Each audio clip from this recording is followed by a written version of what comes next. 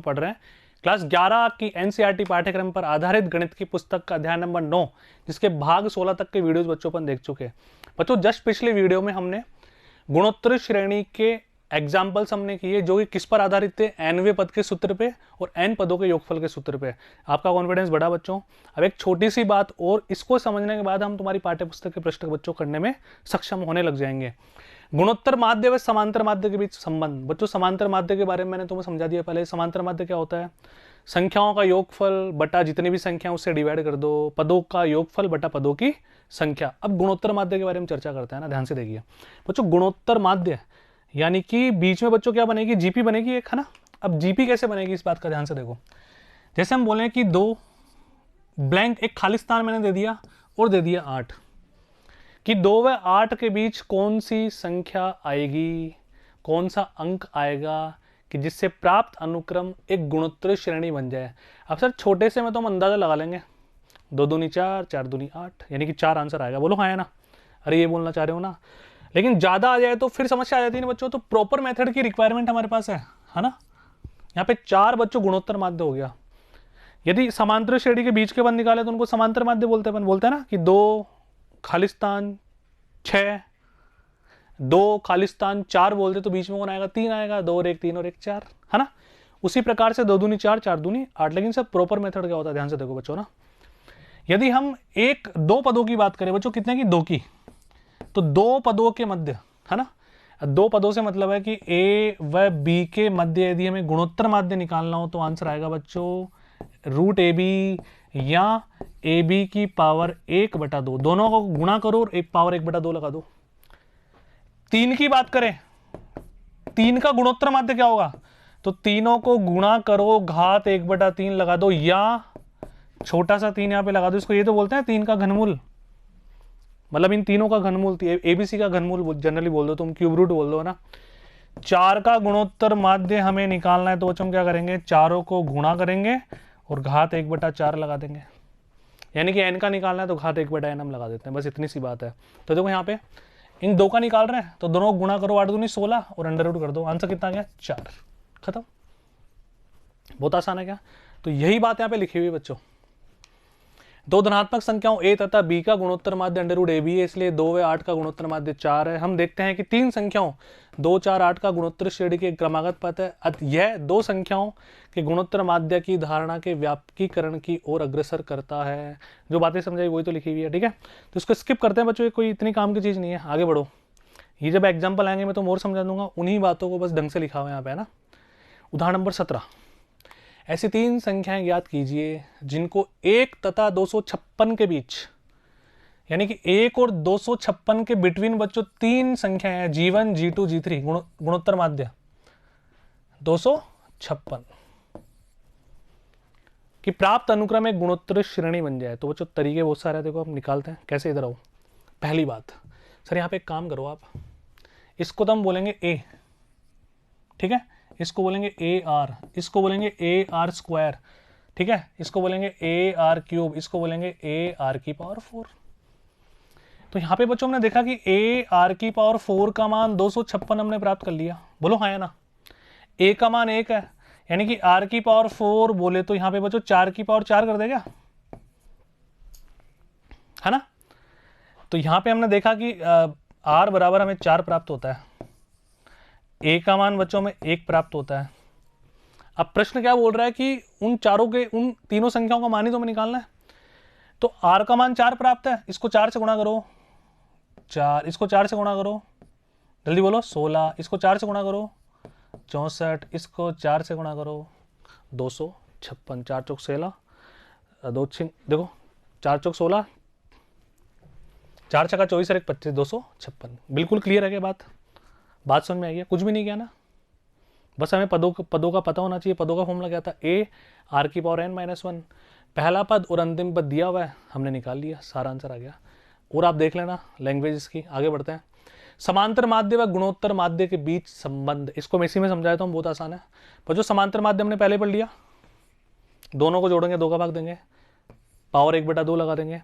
अब A में से G घटाते हैं, यानी कि इसमें से ये वाला पोर्शन हम घटाएंगे तो एलसीएम लेने के बाद ये प्राप्त होता है, और ये हमारे को मिल रहा है √A - √B का होल स्क्वायर।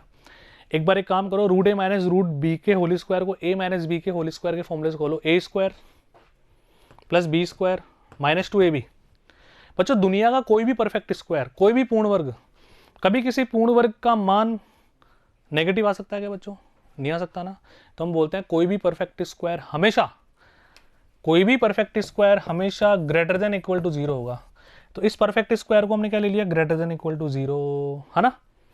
बात समझ में आ रही? तो इससे बच्चों में क्या मिला कि अगर इन दोनों का difference greater than equal to 0, इसका मतलब कुछ तो आ ही रहा है ना?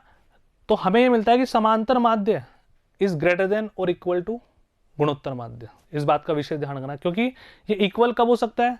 जब 0 के बराबर भी तो हो सकता है कोई भी परफेक्ट स्क्वायर, कोई भी पूर्ण वर्ग 0 तो हो ही सकता है, लेकिन नेगेटिव नहीं हो सकता सर, 0 से कम कभी नहीं हो सकता। अगर 0 हो गया तो बराबर हो गए, और 0 से बड़ा है तो ऑब्वियसली ए का मान बड़ा होगा। तो याद रखना बच्चों, समांतर माध्य हमेशा और हमेशा ग्रेटर देन इक्वल टू होता है गुणोत्तर माध्य के। अब हरात्मक श्रेणी हमारे सिलेबस में नहीं है, अदरवाइज मैं तो वो और समझा था। इनमें संबंध बच्चों ऐसे चलता है, अरिथमेटिक मीन समांतर माध्य is greater than equal to geometric mean is greater than equal to harmonic mean, ऐसे चलता है बच्चों पूरा।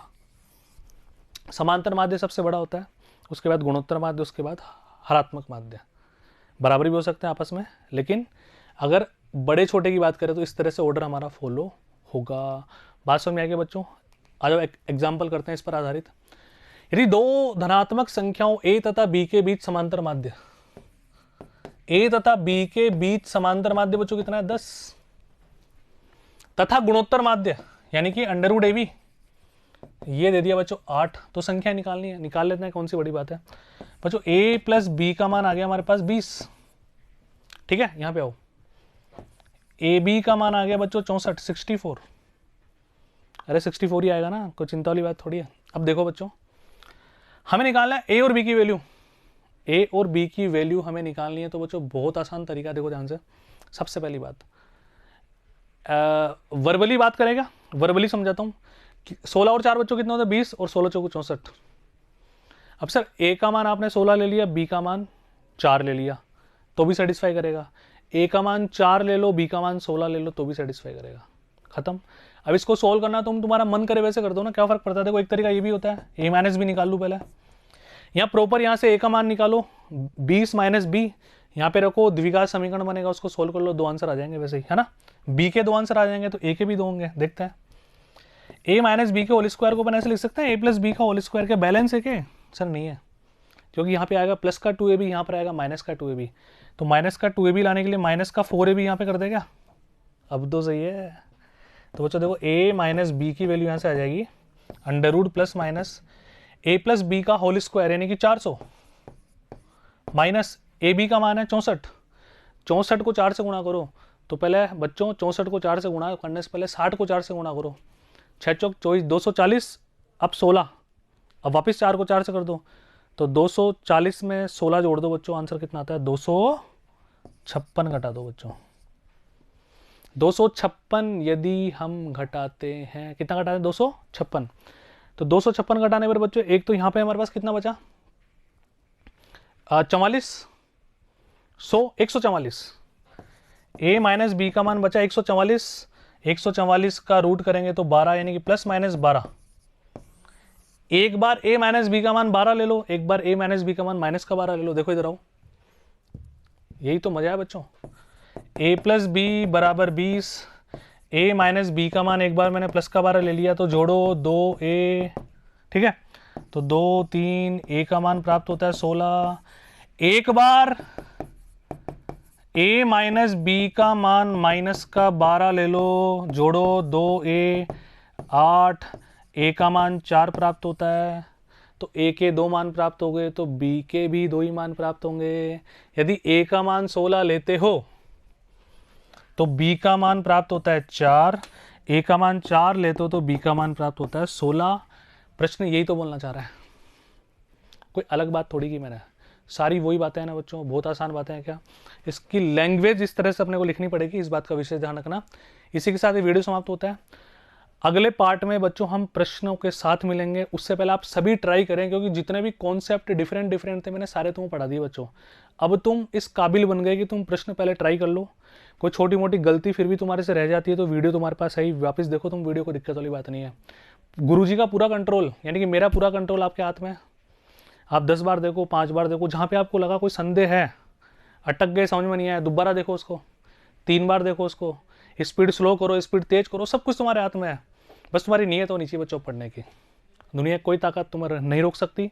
खूब पढ़ो बच्चों, खूब खूब आशीर्वाद, ऑल द बेस्ट। मिलते हैं आगे।